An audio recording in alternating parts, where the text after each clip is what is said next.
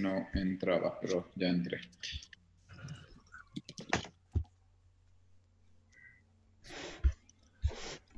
Hola, doctor.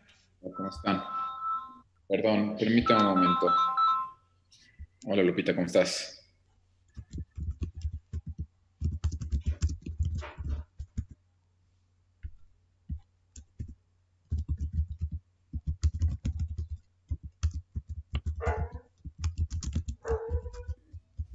Ya están, perdón. Vamos a empezar con técnicas anestésicas, ¿verdad? Qué cosas, qué cosas. Ustedes son muy buenos para todo esto.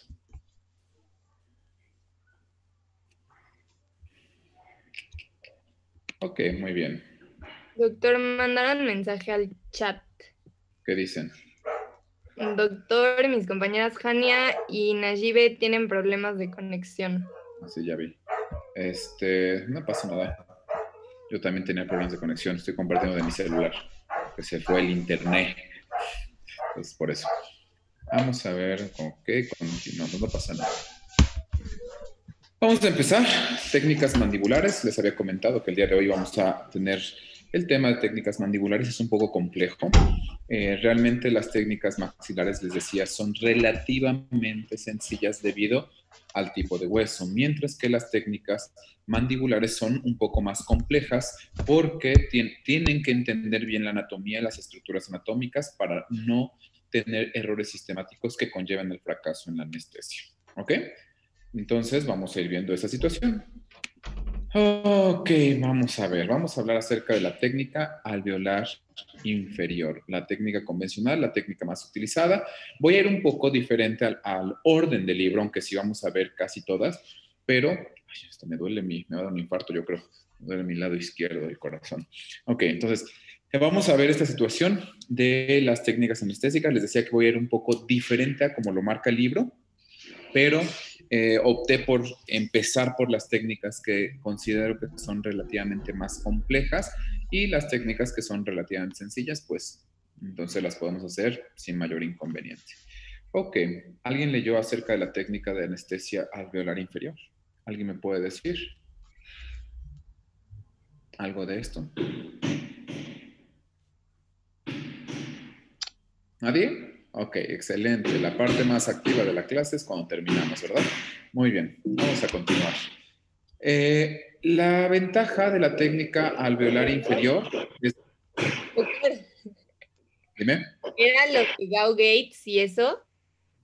La técnica de nervio alveolar inferior o mandibular, como la conocen, técnica mandibular, es diferente a la de Gau-Gates, porque la de Gau-Gates anestesia 3 nervios al mismo tiempo y también se las voy a enseñar, pero vamos a ver la técnica convencional que les van a pedir. Y digo que les van a pedir, yo normalmente les comentaba que yo les enseño todas las técnicas, excepto las extraorales, porque se me desmayaban los alumnos cuando las practicábamos, entonces dejé de utilizarlas. Y lo que sí les enseño es las técnicas mandibulares, ambas, la técnica de Gau-Gates, la técnica de mandibular. Pero ¿por qué me enfoco inicialmente en la técnica alveolar inferior? Porque tenemos esta situación que en las clínicas, le vuelvo a reiterar, no quiero ofender a nadie, pero de repente los docentes les dicen, no, no puedes realizar la técnica de Gau-Gates, es peligrosísima. Y yo, ¿peligrosísima por qué? ¿Cuál es la razón o la justificación de decir que es peligrosísima? Perdón, están como que tirando la pared, voy a irme al cuarto.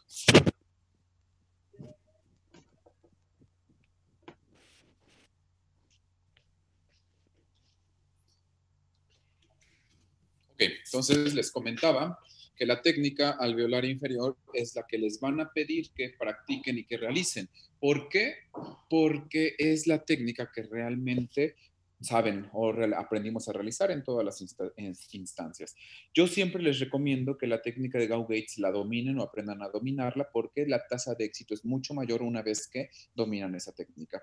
Con la técnica alveolar inferior o la técnica mandibular, como le comentamos, si no tenemos un buen conocimiento de la anatomía, de estructuras anatómicas, vamos a tener fallas sistemáticas. Si no, si tenemos ciertas variantes anatómicas como un nervio alveolar bífido, también vamos a tener fallo en la técnica anestésica y una anestesia no tan profunda pulparmente hablando. Entonces, bueno, Lo que les comentaba es que en la universidad hay docentes todavía que les dicen, no, la técnica de Gauss es del mismísimo demonio. Entonces no la realicen porque pueden matar al paciente. Y yo, sí, claro. Y le pueden sacar un ojo. Yo, no, no es cierto. ¿Por qué los mienten y por qué los asustan? Mejor, es más fácil que digan, yo no la sé hacer, yo no la realizo y bueno, pues conmigo no la puedes realizar, vamos a realizarla normal. ¿Sí me doy a entender? ¿Por qué? Porque les soy sincero, yo aprendí a hacer la técnica de Gauss realmente hasta la especialidad. Yo ya me adapté a hacer la técnica alveolar inferior, la mandibular, normalmente en todos mis pacientes las utilizo, pero eso es, desde mi punto de vista, no correcto, porque con la técnica de Gauss van a tener una tasa de éxito muy adecuada y van a sustituir varios piquetes o varias punciones en el mismo paciente. Entonces, yo les recomendaría que aprendamos esta. Pero bueno, vamos a ver esta técnica también. La técnica alveolar inferior, el porcentaje de fracaso es relativamente bajo, de un 15 a un 20%. Dependiendo también de la bibliografía, lo pueden encontrar hasta el 30% de tasa de fracaso. Y la tasa de fracaso se da normalmente por desconocimiento de la anatomía, ¿ok? Y por ciertas variantes que no son comunes. Más adelante les voy a pasar unas radiografías de un paciente que tiene un nervio alveolar bífido, o sea, dos canales alveolares. Esto hace que entonces tenga dos nervios alveolares inferiores y compromete la técnica anestésica si no estamos adecuadamente en la zona para infiltrar. Entonces, bueno, esta técnica, el único inconveniente es que vamos a necesitar bloqueos complementarios. ¿Por qué bloqueos complementarios? Porque con la técnica del nervio alveolar inferior, como su nombre lo dice, solamente anestesiamos el nervio alveolar inferior, faltando el nervio lingual y el nervio bucal largo. Aunque con cierto movimiento que les voy a enseñar a hacer, van a poder anestesiar en la misma técnica anestésica tanto el nervio alveolar inferior como el nervio lingual. ¿Ok? Si se dan cuenta, por eso la insistencia de la anatomía, cómo discurren los nervios, y aquí vemos que está la rama B3. La rama B3 va a dar múltiples órganos dentales, múltiples ramos colaterales de nervios, y los más importantes o lo de los más importantes para nuestra área son este, que es el bucal largo, y vean cómo discurre de una manera diferente. Después, los que están casi juntos son el nervio lingual, que va a bajar y va a descender por las crestas alveolares linguales hacia el espesor de la lengua, y por debajo el nervio alveolar inferior, que va a introducirse en el canal alveolar por detrás de la língula o la espina de Spix. Recuerden que la espina de Spix es una estructura anatómica que nos va a ayudar a proteger al nervio de probables lesiones. ¿Sale? Y todo esto está a su vez cubierto por músculo, por un músculo que se llama, ¿cómo se llama el músculo? Nadie sabe. Pterigoideo interno. Pterigoideo interno. El pterigoideo interno, y después el músculo pterigoideo interno va a estar cubierto por mucosa, por tejido areolar, etcétera. ¿Sale? Entonces, esto es importante porque nosotros tenemos que aprender a diferenciar estas estructuras y también aprender a encontrar las referencias anatómicas. El único inconveniente es que a veces son inconstantes. No es lo mismo observar el trígono retromolar, que es donde se sugiere que se realice la infiltración en un paciente delgado, en un paciente musculoso y en un paciente obeso. ¿Por qué? Porque a veces el exceso de grasa o la hipertrofia de los músculos o el aumento de los músculos van a generar unas referencias que son inconstantes. Esa es la situación. Entonces, les decía, normalmente, aunque hagan una buena técnica alveolar inferior y anestesia en tanto lingual como el alveolar inferior, van a tener que hacer una técnica complementaria para anestesiar este nervio, que es el nervio bucal, que nos va a servir para levantar el colgajo cuando queramos hacer extracciones de primero, segundo y tercer molar, o cuando queramos hacer procedimientos quirúrgicos en esa zona. ¿Sí me doy a entender? Muy bien. Y también, desafortunadamente, te podemos utilizar la anestesia o la infiltración supraperióstica cuando no generamos una anestesia profunda en la zona del nervio alveolar. Y la anestesia supraperióstica, vamos a ir viéndola, es muy poco adecuada, sobre todo en la región mandibular, porque ya les había comentado. Nosotros tenemos, y esta imagen me gusta, una cortical externa que va a proteger al hueso esponjoso y que va a proteger a la mandíbula, porque la mandíbula es el único hueso móvil del macizo facial. Recuerden que la mandíbula, al estar en movimiento, va a generar mayor fuerza y entonces tiene que tener mayor resistencia al traumatismo. Y eso hace que entonces, por eso la mandíbula tenga unas corticales, como se observa en la imagen, mucho más gruesas a diferencia de el maxilar. Recuerden que el maxilar es casi todo esponjoso y entonces las técnicas de infiltración supraperióstica terminan siendo no adecuadas. También podemos utilizar como complemento las técnicas de ligamento periodontal y las técnicas intraligamentarias, pero ya vimos, ¿se acuerdan cuando vimos el instrumental? Que las técnicas intraligamentarias pueden llegar a ser muy molestas o muy dolorosas para el paciente, generando diferentes alteraciones, como una isquemia tan grande que puede generar retardo en la cicatrización, alveolo seco o alveolitis, como lo conocemos, y entonces tenemos algunas complicaciones que podríamos llevar a cabo. ¿Cuál es el objetivo de la técnica alveolar inferior? La técnica alveolar inferior se indica para hacer extracciones de, obviamente, o para hacer procedimientos, no solamente extracciones, procedimientos de la hemiarcada. Esa es una ventaja por un lado y una desventaja de la técnica alveolar inferior, porque te va a anestesiar la mitad de la mandíbula, ¿sale? La mitad de los órganos dentarios y la zona anterior de la mucosa. Porque la mucosa a partir del agujero mentoniano hacia adelante sí se anestesia, pero del agujero mentoniano hacia atrás no se va a anestesiar. Entonces, esta es una limitante de esta situación y una complejidad. ¿Por qué? Ahorita vamos a ver. Cuando yo requiero hacer múltiples tratamientos o tratamientos extensos, no va a haber ningún inconveniente. Imagínense que quiero hacerle extracciones múltiples al paciente o colocación de implantes o hacer múltiples restauraciones y necesito una anestesia adecuada. Pues bueno, la técnica alveolar inferior va a ser adecuada debido a que solamente con una punción voy a obtener o voy a lograr la situación de la anestesia de todos los órganos dentarios. Pero también imagínense que ahora nada más quiero tratar el primer molar y para poder tratar el primer molar tengo que anestesiarlo de todas formas en la misma manera, anestesiando todos los órganos dentarios y a los que ya se han sometido a la técnica mandibular. ¿Alguien de ustedes ha anestesiado en la mandíbula? No los han anestesiado, les han quitado o extraído sus muelas de juicio, saben lo incómodo y la sensación que no es tan agradable. Entonces, esta situación de la técnica de la anestesia mandibular no es muy agradable. ¿Sí? ¿Sí me doy a entender?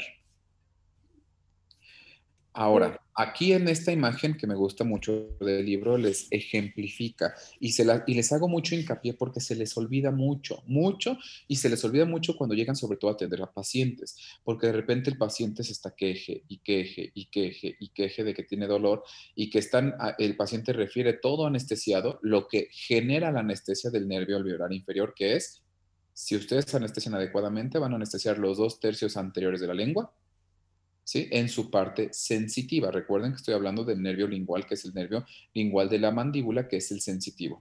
La mucosa lingual se va a anestesiar. Las pulpas de los órganos dentarios, tercero, segundo, primero, segundo premolar, primer premolar, caninos, laterales y centrales, ¿ok? Del lado que anestesiar. Y lo que les decía, por delante del orificio mentoniano, toda la mucosa vestibular y el labio se van a anestesiar. Pero si se dan cuenta en la imagen, no está esquematizado o pintado en amarillo la porción vestibular. Es por eso que tenemos que hacer la infiltración en la zona del bucal largo, que es una técnica relativamente sencilla, pero que también sigue siendo molesta para el paciente. ¿Ok? ¿Sí estamos viendo las zonas que se van a anestesiar con la técnica alveolar inferior? Y bueno, como todas las técnicas, ya voy a irme un poco rápido porque estos ya las hemos mencionado paulatinamente cuando hemos hecho lo de las infiltraciones o el conocimiento de los anestésicos locales y de los vasoconstrictores. En su libro menciona que como contraindicaciones relativas debemos de tener los procesos inflamatorios o infecciosos en la zona donde voy a realizar la punción. No es lo mismo tener un absceso en el premolar y anestesiar en alveolar a tener un absceso en el tercer molar, como se observa acá, y entonces anestesiar y poder difundir el proceso infeccioso en mandibular. ¿Sí me doy a entender? Y aparte recuerden, ¿por qué se dice una contraindicación relativa? Porque el efecto anestésico no va a ser el más idóneo. ¿Por qué? Porque recuerden que el pH de los tejidos inflamados es mucho más bajo y para que el anestésico local surta efecto tiene que cambiarse de un pH ácido a un pH básico. Y esta transformación del pKa de los anestésicos no se da adecuadamente en los tejidos ni inflamados ni infectados. Tenemos una solución que ya la hemos hablado, que podemos infiltrar o hacer una combinación de uso de bicarsol o el bicarbonato y lo podemos realizar infiltraciones simultáneas para que el pH se vaya estabilizando y entonces el efecto anestésico sea relativamente adecuado. ¿Ok? Y bueno, en quienes también es una contraindicación relativa porque no vamos a poder llevar a cabo una técnica anestésica satisfactoria si no tenemos cuidado, es en los pacientes pediátricos. ¿Por qué en los pacientes pediátricos? Porque los pacientes pediátricos no siguen, si los adultos no siguen las indicaciones, los pacientes pediátricos peor, ¿no? Y podemos, si se dan cuenta en la imagen, se observa una úlcera traumática porque el paciente pediátrico, al no sentir y al sentir un aumento de volumen en el labio, se está mordiendo, mordiendo, mordiendo, hasta que genera úlceras traumáticas y muchas veces es mucho más doloroso la úlcera traumática que el procedimiento que se le haya hecho al paciente pediátrico.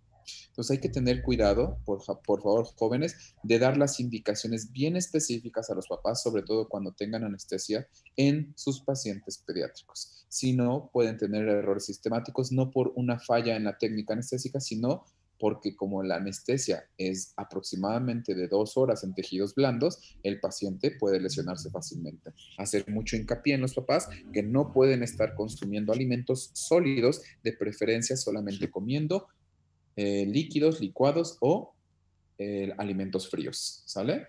¿Por qué? Porque recuerden que la anestesia al eliminarse por vía renal, mientras más líquidos tome el paciente, más rápido la va a eliminar. ¿Por qué? Porque va a estar haciendo trabajar la filtración glomerular de los riñones y entonces la tasa de absorción se elimina mucho más rápido, ¿sí? ¿Sí me doy a entender? Ahora ya ven por qué es importante entender todo lo que ya habíamos visto de sus ciencias básicas para llegar a estas materias en las cuales ya deben de conjuntar lo que se aprendió en los años pasados para poder dar unas explicaciones reales. Muy bien. Y ahora sí, ¿qué ventajas vamos a tener con esta técnica anestésica? Con una sola infiltración logro anestesiar un área extensa, como ya se los había dicho, pero también tenemos ciertas desventajas. La misma ventaja que tenemos, que se anestesia un área extensa, también puede ser una desventaja dependiendo del procedimiento. Les decía, a los que han sufrido anestesia mandibular, es muy incómodo relativamente tener anestesiado, sientes raro, sientes que los dientes chocan antes, sientes como si tuvieras puntos prematuros de contacto, sientes el hormigueo que no es muy adecuado, sientes el adormecimiento y entonces esto hace que esa misma ventaja que tiene esa técnica mandibular o alveolar inferior tenga su gran desventaja, sobre todo en los pacientes pediátricos. La tasa de fracaso, les decía que dependiendo del libro y también aún en el mismo Malamed, dependiendo la bibliografía o la fecha de la editorial, la tasa de éxito varía del 15 al 20%. En algunas bibliografías van a encontrar que hasta el 30% debido a las referencias anatómicas que no son constantes en algunos pacientes. ¿Ok? Otra desventaja que podemos tener en las técnicas alveolares inferiores es que, les decía, los puntos de referencia intraorales no van a ser siempre fiables. Aunque tú estés visualizando el trígono retromolar, aunque estés visualizando todas las estructuras anatómicas importantes, pero a veces infiltras y la aguja se te va en su totalidad o la aguja topa antes con hueso y más adelante les voy a explicar eso de qué es topar con hueso. ¿Ok?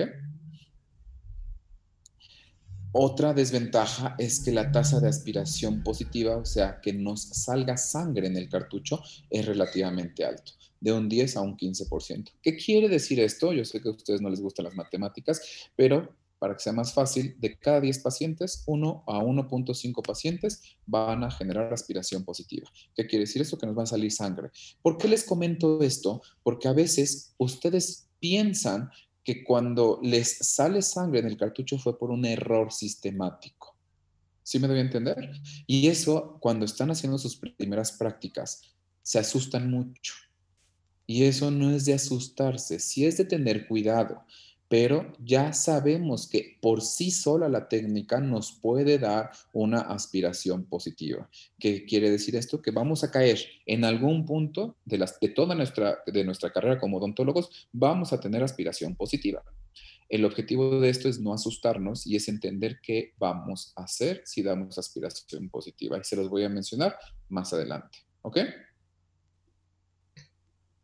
Entonces, por eso es muy importante que entendamos esto, porque yo les decía, normalmente a veces llegan conmigo y se asustan mucho, o en la clínica Normalmente les digo, vas a anestesiar a tu compañero, tienes que tener un auxiliar y tú la persona que va a anestesiar. Y el mismo auxiliar hace, ¡eh! Doctor, ya está saliéndole sangre. Yo, ay, cállate. O sea, me dan ganas de darles un zape ahí, o sea, pero ¿por qué? Porque si de por sí están en su primera práctica anestésica con una persona viva y la otra está gritando y haciendo aspavientos que no tendría que hacer. Entonces, ahora imagínate que cuando llegan a la clínica lo siguen haciendo con el paciente. El paciente piensa que ustedes se equivocaron y realmente no. Si siguieron todas las normas, las indicaciones, los cuidados, las referencias, desafortunadamente nos va a pasar que en algún momento vamos a tener aspiración positiva. ¿Ok?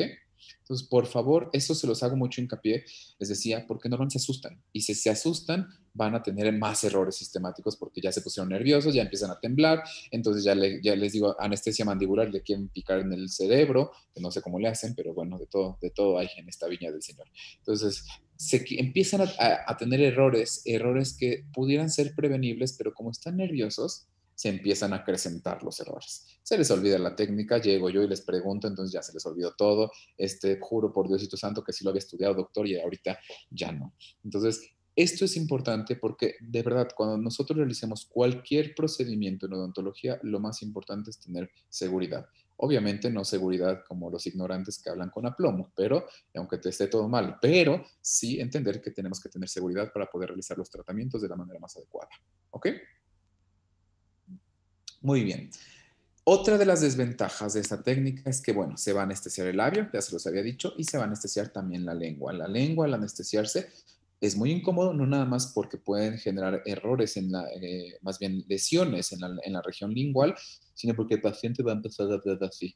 Y no le gusta eso a los pacientes. O sea, son incomodidades, pero le tenemos que explicar al paciente de estas incomodidades. ¿Por qué? Porque si el paciente dice, me iba a tratar el diente, el canino, el colmillo, y de repente siento el labio dormido y la lengua dormido, es normal, doctor, es que estoy sintiendo y se empieza a poner nervioso. Nosotros tenemos que ir previniendo toda esta situación de nerviosidad en el paciente y tenemos que irle informando qué va a sentir.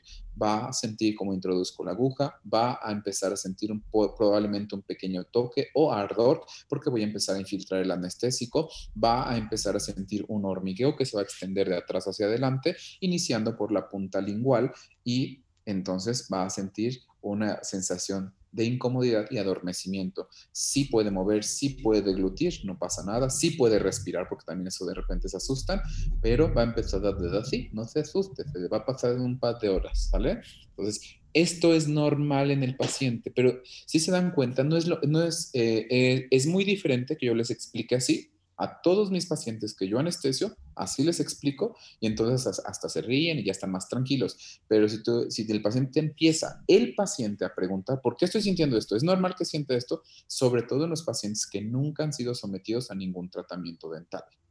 Entonces, es bien importante que le expliquen, va a sentir esto, va a sentir esto, usted va a percibir esta sensación, se va a ir eliminando, no se preocupen, no pasa nada, no se le fue el labio chueco, no se le está escurriendo la baba, no está pasándole todo esto que usted está sintiendo, ¿sale? Entonces, ¿por qué se los comento de verdad? Porque hay muchos pacientes aprensivos y si el paciente no le vas explicando todo, piensa que estás teniendo algún error en la técnica o que no sabes lo que estás haciendo. ¿Ok? Entonces, mi consejo, jóvenes, es siempre expliquen con lujo de detalle el procedimiento para que el paciente esté tranquilo. No es lo mismo que yo les diga, te realicé un procedimiento quirúrgico en el cual el labio se va a inflamar, el labio se va a poner morado, no te preocupes, no va a haber dolor, a que el paciente te hable, oiga doctor, es normal que esté muy inflamado, oiga doctor, es normal que mi labio esté morado, oiga doctor, es normal que sienta esto y esto. Sí, el paciente aunque le digas sí, está con la incertidumbre de, se habrá equivocado, me lo habrán hecho bien. Pero si tú prevés todas las situaciones que pudiera presentar, entonces es importante, ¿vale? Otra situación de las desventajas es que, les decía, puede existir un nervio alveolar bífido y el nervio alveolar bífido entonces solamente se puede a veces diagnosticar mediante una radiografía panorámica. Más adelante les voy a poner el ejemplo de una radiografía panorámica que se observa un canal alveolar doble, o sea, un nervio alveolar bífido. Y esto ¿Por qué se los comento? Porque a este paciente le hice extracciones de terceros molares y no me acuerdo qué otra cosa, y no tuve falla en la técnica anestésica, porque entonces en este paciente sí decidí realizar una técnica de Gao-Gates, ¿sale? ¿Por qué? Porque yo no opero sin radiografía panorámica. Yo todo lo que hago es quirúrgico, entonces yo no hago tratamientos de restaurativa y esa situación. Entonces, cuando tengan pacientes que tienen una falla en la técnica anestésica y que después su mismo docente se sentó a reforzar y que sigue fallando, puede ser porque el paciente también tenga alguna variante anatómica que no es muy común, pero que puede presentarse. Y por eso les enseño a hacer las otras técnicas. Yo he tenido que poner en algunos pacientes técnica de Gao-Gates inicialmente en vez de técnica alveolar inferior para evitar estas complicaciones. ¿Sale? ¿Ok? ¿Estamos bien? Muy bien. Entonces, bueno, la técnica. Vamos a hablar, no entiendo por qué. Ah, ya aquí está. Perdón, no sé, se cambió. Vamos a hablar de la técnica quirúrgica, perdón, era primero esta, las referencias anatómicas. Las referencias anatómicas o los puntos de referencia anatómica para mí son muy, muy, muy importantes y esta situación de la técnica de las referencias anatómicas se los voy a preguntar muchísimo. Entonces, ahorita vamos a empezar. Vamos a empezar con mi estimada Mariel Arista Juárez. Hola Mariel, ¿cómo estás? Hola, doctor. ¿Me Bien. puedes decir, por favor, qué referencia anatómica es el punto 3? Mejor la 1. No, mejor la 3, porque la 3 me gusta más, siempre se les olvida. Sí, es que no estoy segura. ¿No estudiaste? Sí, doc, pero es que no estoy segura, la verdad. No, ¿cómo no? Si no estás segura, no voy a estar seguro yo tampoco de que pasen. A ver, Mariel, dime, ¿qué crees que sea? Es que, Anatómicamente, la anatomía ya ustedes la deben de dominar. Ustedes ya van en quinto semestre. profe, ¿cuál dijo? La 3, Ariana, pero permíteme. Mariela, a ver, sigue contigo, Mariela. Sí, Deja, es que le digo que no estoy segura. no importa, a ver, dime qué crees que sea. Mm, Elian, deja de estar buscando tu teléfono. es que no es la língula, porque la língula es el 1, ¿no? No sé, tú dime. A ver, es como si yo te dijera, ¿qué quieres? ¿Un Es el 10 o un proceso. 6? ¿Juan quiere un 5? Excelente. No, yo lo quiero decir. Ya sé, Juan, estoy bromeando. Mariela, a ver, dime. ¿Qué estructura anatómica es esa? No me digas que no sabes nada, no me digas que no sabes anatomía de la mandíbula, porque entonces te voy a decir, vamos a regresarnos a primer semestre donde les enseñaron toda la anatomía mandibular. No, pues es la rama mandibular, pero no La rama conozco. ascendente. ¿Cómo lo podrías definir la rama? Ese punto que está señalado ahí. Es la rama ascendente. Ajá, que todo eso, el 1, 2, 3 están en la rama ascendente. Pero, ¿cómo podrías decir? Pues sería el RAFEN, ¿no? No, el RAFE no sería en esa zona. Ese es un error muy frecuente que tienen con esta situación de las técnicas anestésicas. El RAFE. El RAFE, ¿y ustedes consideran que esto es el RAFE? ¿Sí? ¿Todos consideran que es el RAFE? Ok, voy a seguir La línea insistiendo. oblicua es la línea oblicua interna. La línea oblicua interna es esta, mira. Esta es la línea oblicua interna de la mandíbula. ¿Sí la ves? Okay. ¿En mi pluma? Sí. Ok. Es la escotadura coronoidea. Ah, escotadura coronoides. Muy bien, ahora sí ya. Ya lo buscaste, ¿verdad, Mariela? No lo busqué. Ay, sí, ahora resulta que sí. A ver, No. dime, según Rubier, ¿cuántos músculos se insertan en la mandíbula? Pues está los pterigoideos, interno y externo. ¿Cuántos? Dime el número. Interno y externo. O el interno también se conoce como medial. 30 constantes y 2 inconstantes, o sea, 32 músculos. Wow, ¿cuáles son? Me los tendrán que decir algún día de su vida. Ok, entonces no te preocupes. Bien, Mariela, sí, efectivamente la técnica de la escotadura coronoidea es importante porque eso quería decirte. El RAFE pterigomandibular no es lo mismo que la escotadura coronoidea, ¿sale? Esto es importante volver a hacer hincapié en la anatomía. ¿Por qué, Mariela? Porque tú me acabas de decir el error sistemático más grande que siempre cometen. Esto, anatómicamente, no es esto, ¿eh? Esto va, permítanme, es que ya se apareció lo de, usted está infringiendo las reglas de civilidad. Entonces, esta situación que te decía, el punto 3 es muy importante porque cuando tú hagas tu técnica, yo te voy a pedir, primero tienes que pedirle al paciente que abra, lo más grande que pueda. Después, con tu dedo índice, o sea, con el que señalas, ¿sale? Vas a retraer la mucosa y con tu dedo pulgar vas a tocar tu rama ascendente. ¿Sale? Y lo primero que debes de palpar es esto, Mariela, la escotadura coronoidea o la escotadura coronoides. Y la escotadura coronoides va a estar en relación con esta porción más o menos. ¿Sí ves la diferencia, Mariela? Sí, doctor. Aquí tú vas a poner tu dedote, vas a traccionar para que los tejidos queden tensos y a la hora de infiltrar, o sea, de introducir tu aguja, sea mucho más fácil. Recuerden, cuando vimos el grado de deflexión de las agujas, la deflexión de la aguja es el grado de doblamiento de la aguja. Y este aumenta, ¿por qué? Porque los tejidos no están tensos. Entre más tenso esté el tejido, es más fácil que penetre derecha.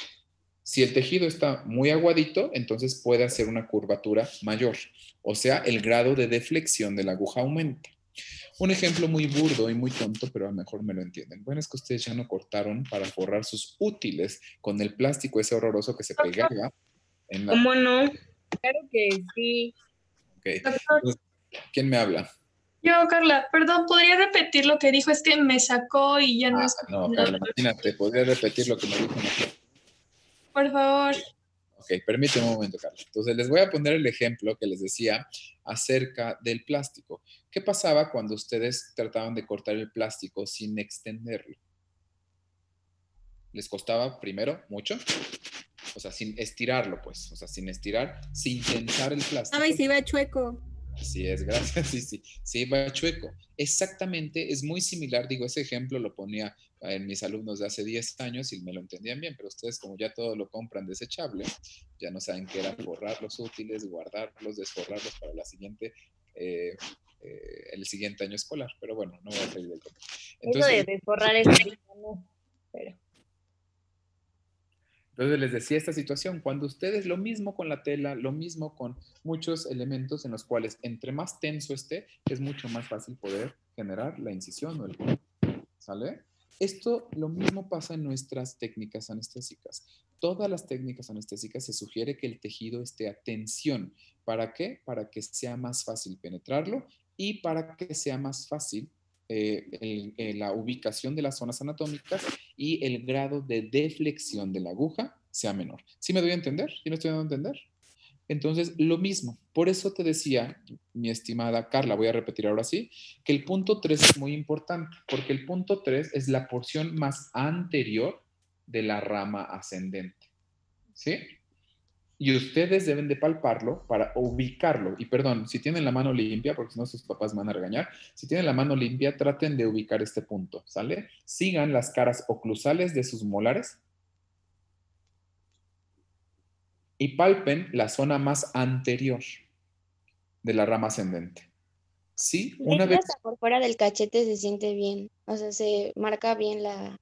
Ajá, también, pero no vamos a anestesiar por fuera del cachete, porque recuerda que vamos a anestesiar por dentro. Entonces, lo importante es ubicarlo, traccionarlo y poder observarlo, ¿sale? Con ese dedo no, mi estimado Juan, es con el dedo índice. Porque si lo haces como lo hiciste de esta manera, no vas a poder hacer adecuadamente la técnica. ¿Por qué? Porque es muy importante el pulgar y el dedo índice, ¿sale? Es que acababa de tocar una moneda con el índice. Es un moco. No sé. Ok, está bien, estimado Juan. Entonces les decía que esta situación es bien importante. Primera estructura anatómica, y perdón que insista mucho en esto, pero si no hacen esto, va a ser bien complicado que le entiendan a todo lo demás. Lo primero que debe de tocar tu dedo, imagínense que este es mi dedo, es como mi dedo porque es de Twinkie Wonder. Ese es el dedo, va a retraer y va a separar. Entonces lo que vas a hacer aquí, Carla, nuevamente, es que tensas todos los tejidos. Después tenemos que ubicar otra estructura intraoralmente, que es el rafe pterigomandibular. Y este rafe pterigomandibular lo voy a explicar un poco más adelante, ¿sale? El rafe pterigomandibular, estrictamente hablando, correspondería más o menos con esta porción. ¿Sí lo ven?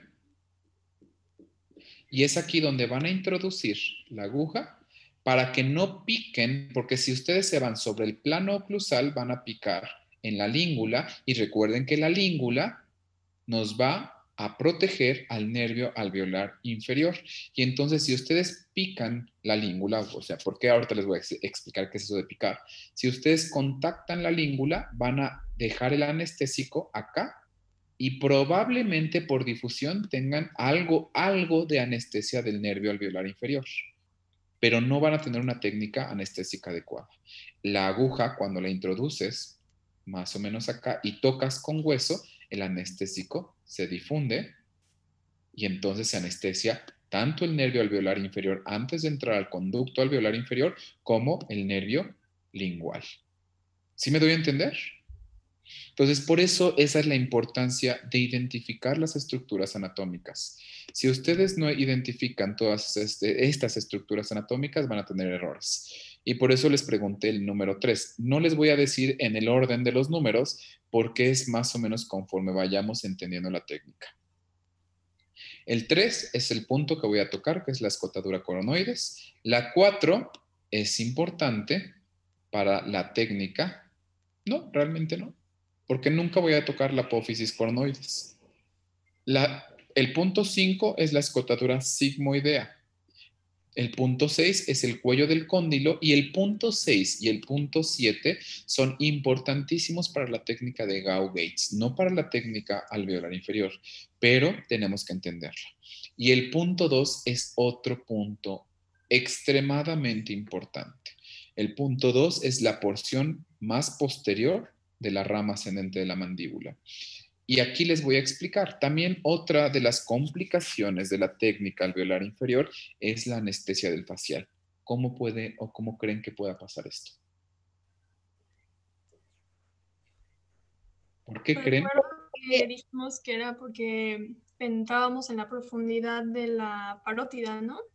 Muy y como bien. tenía ramos anastomóticos, Ok, pero Carla, perdóname que te interrumpa tantito, pero la parótida no está acá.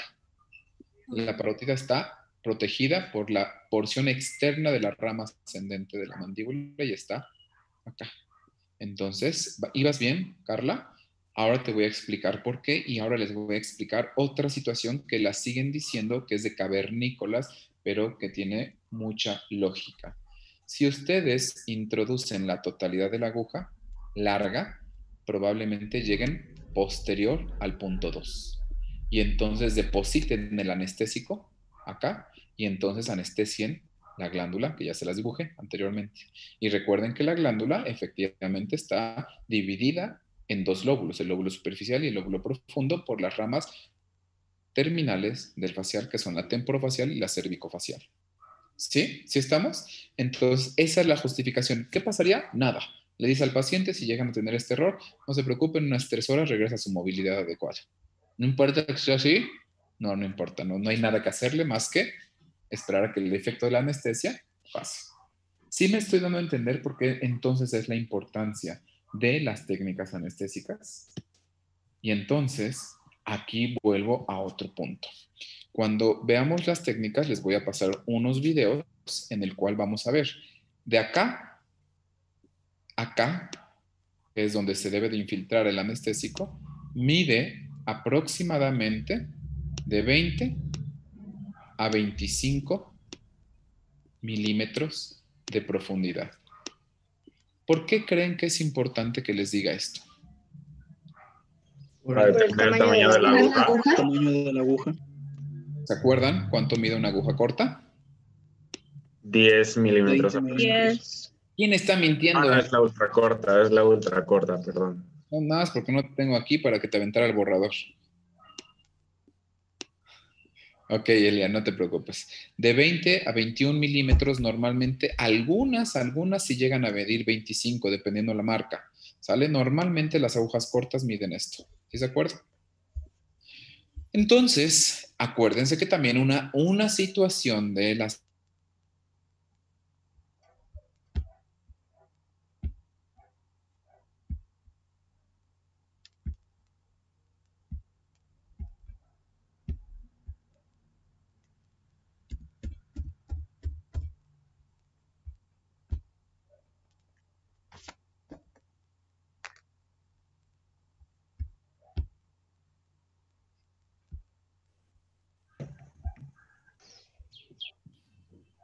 No sé si estoy siendo un poco claro y explícito, jóvenes. ¿Estamos bien? Me había Sí, doctor. Me había quedado entonces en las mediciones de la aguja. Recuerden que uno de los principios más importantes de toda técnica anestésica es visualizar por lo menos un tercio de la aguja. ¿Sí se acuerdan de esto?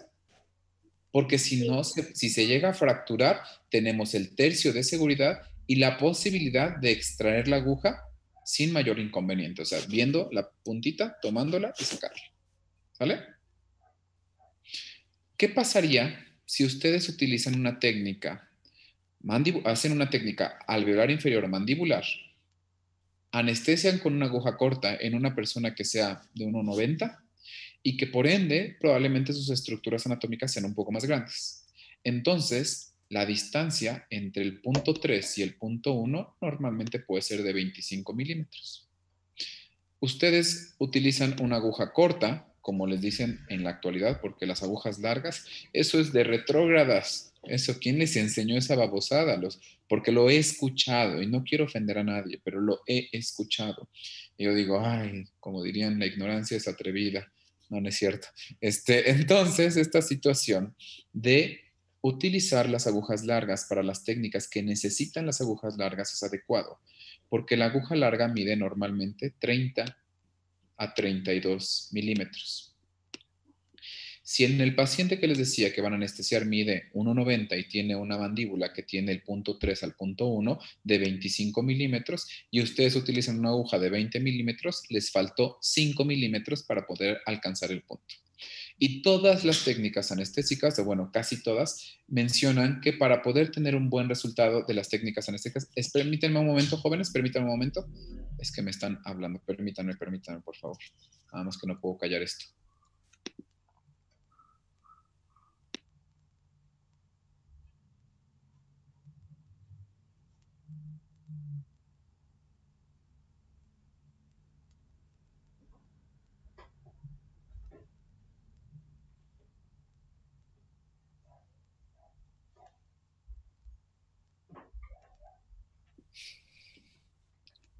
Listo, perdón. Entonces, sí estoy dándome a entender el punto al que quería llegar. Todas las técnicas anestésicas mencionan que un punto importante es contactar con hueso. Si no contacto con hueso, puede ser que no esté en la estructura deseada. ¿Sí me doy a entender? ¿Por qué? Entonces pasaría o pudiera pasar lo que les expliqué. En vez de anestesiar aquí, introducir mi aguja en el punto X, donde es el rafe pterigomandibular, y me fui, porque de repente pasa que pareciera que quieren anestesiar las amígdalas que están acá, introducen la aguja acá. Entonces van a estar muy cerca del punto 2, con el riesgo de anestesiar parótida, con el riesgo de anestesiar facial. ¿Sí me doy a entender por qué la importancia de entender las referencias anatómicas? Sí, doctor. ¿Sí estamos entendiendo, jóvenes? O más bien me estoy dando a entender. Sí, Sí, doctor. Ahora regresando, entonces, si yo introduzco la totalidad de mi aguja, puede ser que esté en una zona error sistemático o puede ser que no, pero no voy a contactar y entonces voy a tener que introducir la totalidad de la aguja perdiendo el tercio de seguridad, pudiendo tener un accidente. Si el paciente se mueve, puede fracturar la aguja. Y si la aguja se fractura y como no tengo la totalidad de la aguja, encuéntrala. Encuéntrala, de verdad. Literal, es como el dicho, encontrar una aguja en un pajar. Y se los digo porque me ha tocado, ¿eh? Y les voy a pasar casos clínicos de pacientes en los cuales me ha tocado, sobre todo en pacientes pediátricos, encontrar una aguja. En los pacientes pediátricos cambian las técnicas anestésicas y las van a ver con sus docentes de pediatría. Les sugiero que tomen con los buenos, no es cierto. Ya me van a correr de la universidad. Entonces, esta situación es importante, jóvenes, porque si no podemos tener errores sistemáticos y se los digo porque no quiero que les pase lo que he visto y lo que he resuelto. ¿Sale? Si obviamente llegan a la clínica y les dicen que son cavernícolas, díganles que sí, que disculpen y cambian a la aguja extra corta para anestesiar mandíbula. No pasa nada. ¿Sale? Digan, sí, perfecto. Y si no, hasta digan, ¿me podría usted guiar y ayudar para saber cómo le hace para anestesiar con luz extra corta? ¿Sale? Y ya, nada más. No, no es cierto, me van a odiar. Ok, entonces esta situación es bien importante porque en los pacientes adultos esa es la normatividad. Y si lo leen o si lo llegan a leer en su libro, también lo menciona. Si no tocas con hueso, quiere decir que no estás en la zona adecuada, entonces no infiltres. No infiltres, ¿por qué? Porque puedes tener un error. Otro error sistemático importante es que a veces les asusta mucho introducir la aguja donde está el punto X, que sería acá. ¿Y qué pasa? Hacen lo que me dijo mi estimada Mariela. Introducen en el punto donde está casi la E de Rafe. ¿Y dónde crees que vas a anestesiar? Acá. Casi cerca del punto 3. ¿Sí me doy a entender? Cuando su aguja entró apenas menos de un tercio, un cuarto de la aguja, quiere decir que solamente entraron como 4 milímetros. ¿Sale? O menos a veces. Y entonces quiere decir que estás muy anterior. Y vamos a ver cómo vamos a ir haciendo las modificaciones de esas estructuras o de la técnica sin volver a retirar completamente la aguja para que no sigamos puncionando al paciente varias veces. Recuerden que cada punción genera desgaste del bisel y recuerden que cada vez que contactemos con hueso microscópicamente, la aguja en vez de ser recta, empieza a volverse chata y a tener espículas que cuando tú retires del tejido blando vas a ir desgarrando esto. ¿Sí? Oh. Sí pasa. Y entonces, ¿qué pasa? Que imagínense que aquí está un músculo, el pterigoideo, que ¿cuál? Ya se me olvida siempre, se me olvidan los músculos. Un pterigoideo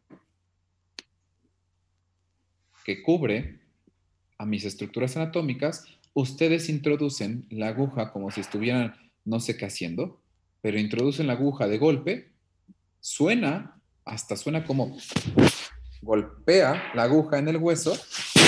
Y la aguja inmediatamente, bueno, voy a hacer esto, mi aguja se movió, se anguló y le pasa o esto o le pasa esto. Y cuando ustedes retiran la aguja, desgarran el músculo, es pequeño, es poco lo que se desgarra, pero ¿cuál es la situación con el músculo? Inmediatamente el músculo se contractura.